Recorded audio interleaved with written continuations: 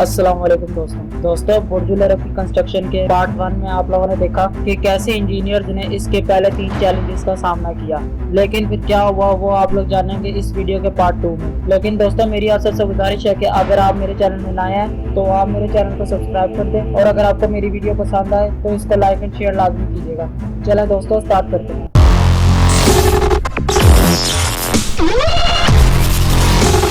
दोस्तों इंजीनियर्स ने बुर्जुल अरब का स्ट्रक्चर कंप्लीट कर लिया था, लेकिन अब इंजीनियर्स को एक ऐसी खबर मिली जिससे पूरी इंजीनियरिंग टीम कांप उठी। दोस्तों इंजीनियर्स को पता चला कि ये बिल्डिंग अर्थक्वेक और स्टॉर्म प्रूफ नहीं है।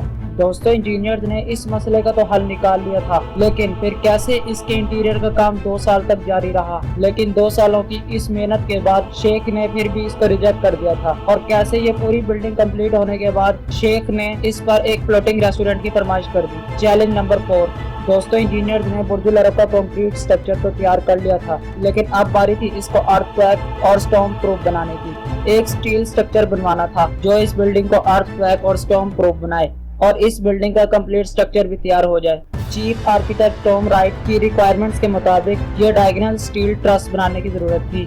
इन डायगोनल स्टील ट्रस को बनाने के लिए दुबई से 15 किलोमीटर दूर एक फैक्ट्री में तैयार किया गया, जिसके चीफ कॉन्ट्रैक्टर मलकम मर्फी थे।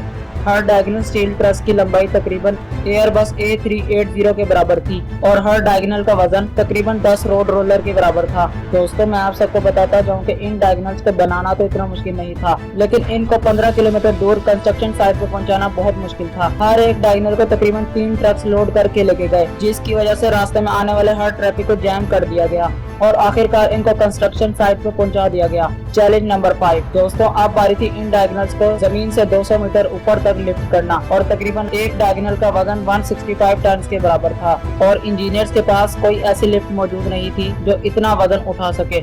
इसीलिए इंजीनियर्स ने सिंगापुर से खास लिफ्ट मंगवाई, जिसने इन डायगोनल्स को लिफ्ट किया। दोस्तों इंजीनियर्स ने जिस ब्रैकेट में इन डायगोनल्स को फिट करना था, उनमें फिट करते करते एक और चैलेंज ने जन्म लिया, और वो ये था कि दुबई में एक ही दिन में तकरीबन 10 से 15 डिग्री तक टेम्परेचर ऊपर नीचे होता है, और जैसे ही दुबई का टेम्परेचर बढ़ेगा तो स्टील एक्सपेंड होगा, और कम होने की सूरत में स्टील दोबारा से शेयरिंग होगा, और इस सूरत में पूरी बिल्डिंग के स्ट्रक्चर में टेंशन पैदा होगी, जिससे पूरी बिल्डिंग एक ही लम्हे में तबाह हो सकती है। दोस्तों इंजीनियर ने काफी अरसा इसके बारे में सोचा, और फाइनली इसका एक हल ये निकाला कि जिस ब्रैकेट में ये डायगोनल फिक्स होंगे उसकी वॉशर को इस तरह डिजाइन किया जाएगा कि ये दूसरे स्ट्रक्चर पे टेंशन नहीं डाल सके। दोस्तों इन ब्रैकेट्स को बनाने के बाद इसमें डायगोनल्स को फिट कर दिया गया।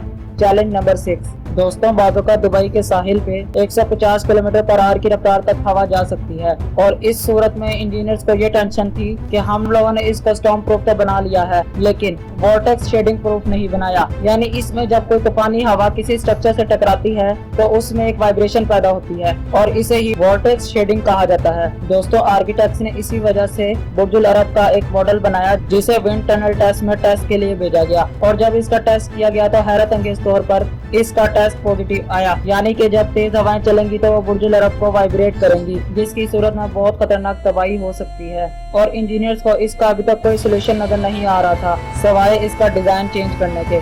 लेकिन चीफ आर्किटेक्ट का कहना था कि अगर हम लोगों ने इसका डिजाइन चेंज किया तो बिल्डिंग की खूबसूरती खत्म हो सकती है, और अब ऐसा क्या किया जाए जिससे बिल्डिंग का डिजाइन भी चेंज ना हो और ये बिल्डिंग वाइंड प्रूफ भी बन जाए। आर्किटेक्ट्स ने इसका एक सोल्यूशन निकाला जो कि था टर्न मास डैम्पर, और इस डैम्पर का ये फायदा होता है कि जैसे स्ट्रक्चर में वाइब्रेशन पैदा होती है, ये खुद वाइब्रेशन ऑब्जर्व कर लेता है और स्ट्रक्चर को कुछ नहीं होने देता। और अब इंजीनियर ने कई डैम्पर बुर्जुल अरब के वीक पॉइंट्स पे लगा दिए, जिससे इसको वाइंड प्रूफ भी बना लिया गया। Challenge number 7। दोस्तों तकरीबन सब कुछ हो चुका था, लेकिन अभी तक बिल्डिंग का लुक नजर नहीं आ रहा था, क्योंकि इसके इर्द गिर्द काफी पुराने होटल्स थे जो इसका कंप्लीट व्यू नजर नहीं आने दे रहे थे, और शेख के कहने पे इन होटल्स को गिरा दिया गया। अब शेख ने जैसे ही बुर्जुल अरब का विजिट किया तो उन्होंने एक फरमाइश इंजीनियर्स के सामने रख दी, और वो था फ्लोटिंग रेस्टोरेंट। दोस्तों मैं आप सबको बताता जाऊं कि इंजीनियर्स ने बिल्डिंग का स्ट्रक्चर ऐसा नहीं बनाया था कि जिसमें फ्लोटिंग रेस्टोरेंट भी हो, लेकिन इंजीनियर्स भी अब क्या करते क्योंकि ये शेख की फरमाइश थी। दोस्तों इंजीनियर्स की काफी अरसे की मेहनत ने रंग लाया, और इंजीनियर्स ने बिल्डिंग के स्ट्रक्चर में स्टील ब्रैकेट्स लगाई गई, और उसके बाद इसमें 10 मोटी बीम्स डाली गई, और इस काम के होने के बाद इसके ऊपर एक मोटी स्टील की प्लेट डाली गई, और इसके बाद इसको गिलास से कवर कर दिया गया। Challenge number 8। दोस्तों अब इंजीनियर्स को बुर्जुल अरब के इंटीरियर के ऊपर काम करना था, लेकिन दोस्तों इंजीनियर्स ने एक ऐसी चीज देखी कि जिसने फिर से इंजीनियरिंग टीम को हिला कर रख दिया। इंजीनियर्स ने देखा कि दुबई की ह्यूमिडिटी 100% तक जा पहुंचती है और इसका टेम्परेचर 50 डिग्री तक हो जाता है। अगर बुर्जुल अरब की इंटीरियर की ह्यूमिडिटी कम ना की गई तो इसमें गोल्ड प्लेटेड और वुड कार्विंग का काम नहीं किया जा सकता। दोस्तों 1997 में बुर्जुल अरब को गिलास पैनल से सील करके अंदर से कूलिंग का काम शुरू कर दिया गया और इसकी एक साइड पे आइकॉनिक फैब्रिक वॉल भी लगाना शुरू कर दी गई। दोस्तों इस फैब्रिक वॉल को बिल्डिंग की पूरी एक साइड पे लगाया गया, जिसका मकसद था कि वो सनलाइट पर रिफ्लेक्ट करे, जिससे बिल्डिंग के अंदर का टेम्परेचर डाउन हो सके। और फिर इसके अंदर का सेंट्रल कूलिंग सिस्टम ऑन कर दिया गया, जो 1997 से लेकर अब तक ऑन है। Challenge number 9। दोस्तों बुर्जुल अरब अब इंटीरियर डिजाइन के लिए बिल्कुल रेडी था। इंटीरियर डिजाइनिंग का काम खोन चू को दिया गया, जो कि एक मशहूर डिजाइनर हैं। दोस्तों इस डिजाइनर को बुर्जुल अरब के 202 स्वीट्स और 180 मीटर ऊंचा एट्रियम बनाने का काम दिया गया। इस डिजाइनर को अपना काम ऐसे करना था कि ना आज से पहले किसी ने किया हो और आज के बाद ना कोई ऐसा काम कर सके। और अब इटली और ब्राजील से 24,000 स्क्वायर मीटर मार्बल मंगवाया गया, जो कि बहुत रॉयल क्वालिटी का था। दोस्तों बुर्जुल अरब में जितना मार्बल मंगवाया गया था उतना ही गोल्ड भी मंगवाया गया था, यानी कि 24 कैरेट गोल्ड भी मंगवाया गया था। दोस्तों इंटीरियर डिजाइन का काम अपने एंडिंग पे था और अब बारी थी शेख को विजिट करवाने की। दुबई के शेख ने जैसे ही विजिट किया तो उन्होंने डिजाइनर को कहा कि ये डिजाइन बहुत अच्छा है, लेकिन ये कंप्लीट कब होगा। शेख मोहम्मद का कहना था कि ये दुनिया का सबसे ऊंचा और सबसे लग्जरी एट्रियम है, लेकिन इसमें कलर नजर क्यों नहीं आ रहे, क्योंकि डिजाइनर ने इसको व्हाइट कलर से डेकोरेट किया था और शेख को ये बिल्कुल भी पसंद नहीं आया।